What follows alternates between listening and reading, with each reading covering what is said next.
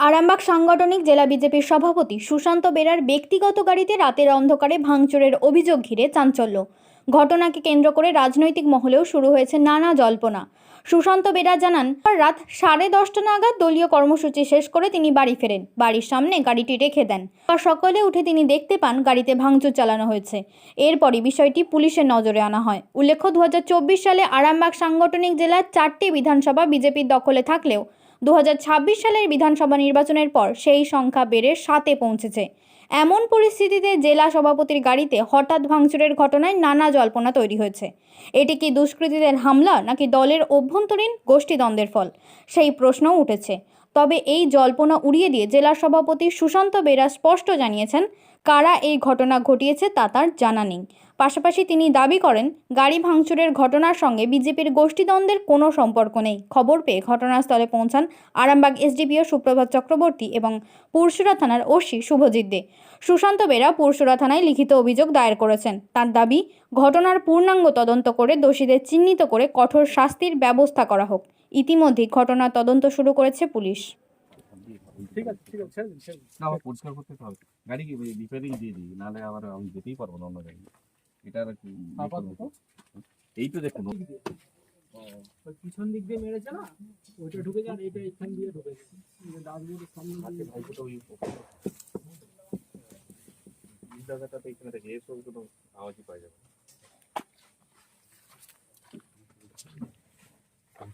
হাতে কান লেগে সামনে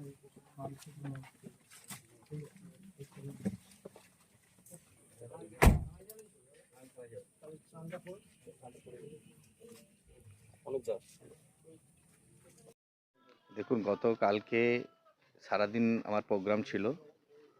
প্রোগ্রাম তারকেশ্বরে ছিল, হরিপালে ছিল। আমি ওখানে প্রোগ্রাম সেরে বাড়ি ফিরেছি। রাত্রি 10টা 10:30 নাগাদ ফিরেছি। তারপর বাড়ির ভেতরে চলে গেছি, আর বাইরে আসা হয় না। কিন্তু কখন ঘটনা ঘটেছে আমি এটা জানিও না। সকালবেলা ঘুম থেকে উঠে পাড়া প্রতিবেশী দেখেছে, তারপর আমিও দেখতে পেয়েছি যে গাড়িটা রেলের যে টনচিপ থাকে সেই টনচিপ নিয়ে এসে গাড়িটাকে ক্ষতবিক্ষত করেছে। কে বা কারা করেছে আমার জানা নেই। তবে কালকে আমি সারাদিন তারকেশ্বরই ছিলাম। তারকেশ্বর থেকে আমি ডিরেক্ট বাড়িতে এসেছি। রাত্রিও হয়েছিল, 10:30 বেজে গেছিলো।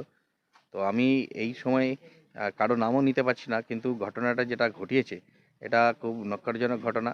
কারণ এর আগে আমি প্রেসিডেন্ট ছিলাম, 21 সাল থেকে গাড়ি আমার এখানেই থাকে। আজ অবধি কোনো ক্ষতি হয়নি। গাড়ি যেমনকে তেমন এখানেই থাকে। এখান থেকে গাড়ি নিয়ে আমি প্রত্যেকদিন বেরিয়ে যাই। আমার গ্রামের রাস্তা, সরু রাস্তা, ঢালাই রাস্তা, সেই রাস্তা দিয়ে এই গাড়ি যাতায়াত করে। সুতরাং কোন অভিসন্ধিতে কে বা কারা করেছে সেটা আমি পুলিশ তদন্ত করুক, তদন্ত করে দেখুক। তো আমি তারকেশ্বরেই কালকে প্রোগ্রামে ছিলাম, বাকি অন্য কোথাও প্রোগ্রামে ছিলাম না। একটা বিষয় উঠে আসছে যে গতকাল মহিলা মোর্চার যে জেলার নেতৃত্বদের ঠিক হয়েছিল, সেই কি তাকে কেন্দ্র করে রেখে এরকম কোনো কিছু একটা ঘটনা ঘটেছে? না, জেলার মহিলা মোর্চার কি হয়েছিল সেটার সাথে গাড়ির ভাঙার সম্পর্ক কোথায় আমি বুঝতে পারছি না। জেলার মহিলা মোর্চার সভানেত্রী তিনি তার মণ্ডল নেত্রীদের ঘোষণা করেছেন। তো সেখানে ঘোষণা করেছেন কালকে বিকেলের দিকে। তো আমার রাত্রিতে ভেঙেছে এটা। তো মহিলা মোর্চার ঘোষণার সাথে এর কি সম্পর্ক আছে আমার জানা নেই। কিন্তু গাড়ি যারা ভেঙেছে তাদের উপযুক্ত যাতে শাস্তি পায়, সেই জন্য আইনি লড়াই লড়তে হবে। এবং আমরা বলেছি প্রশাসনকে অবিলম্বে যারা কাজটা করেছেন তাদেরকে যেন ধরে উপযুক্ত শাস্তি দেওয়া হয়। সোনার ছোঁয়ায় বদলে যাক আপনার বিশেষ মুহূর্ত। বিয়ে, অন্নপ্রাশন, জন্মদিন কিংবা যে কোনো উৎসব ও উপহারে আপনার সাজকে আরও রাজকীয় করতে নিয়ে আসুন সেরা গয়নার সম্ভার। আধুনিক স্বর্ণালঙ্কারের নতুন ঠিকানা নিউ তাজ জুয়েলারি। ঠিকানা হেলান বাজার, খানাকুল, হুগলি। যোগাযোগ 8981030355, 9330537004। নিউ তাজ জুয়েলারি, যেখানে বিশ্বাসের সঙ্গে মেলে সৌন্দর্যের ছোঁয়া। অত্যাধুনিক সুসজ্জিত লজ সানা লজ, আরামবাগের চন্দ্রবান হাই স্কুল ও পুরসুরার দিগুড়িঘাটের মধ্যবর্তী লঘু চকের মনোরম প্রাকৃতিক পরিবেশে গড়ে উঠেছে এই অনন্য ঠিকানা। বিবাহ, অন্নপ্রাশন, এনগেজমেন্ট বা যে কোনো সামাজিক অনুষ্ঠানের জন্য সর্বাধুনিক ব্যবস্থায় প্রস্তুত সানা লজ। রয়েছে পর্যাপ্ত গাড়ি পার্কিং সহ আধুনিক সব পরিষেবা। সবই আপনার সাধ্যের মধ্যে। আজই বুকিং করুন। আপনার স্বপ্নের অনুষ্ঠানের জন্য আপনারই পছন্দের ঠিকানায়। সানা লজ, দিগরুইঘাট ও চন্দ্রবান হাই স্কুলের সন্নিকটে লঘু চকে।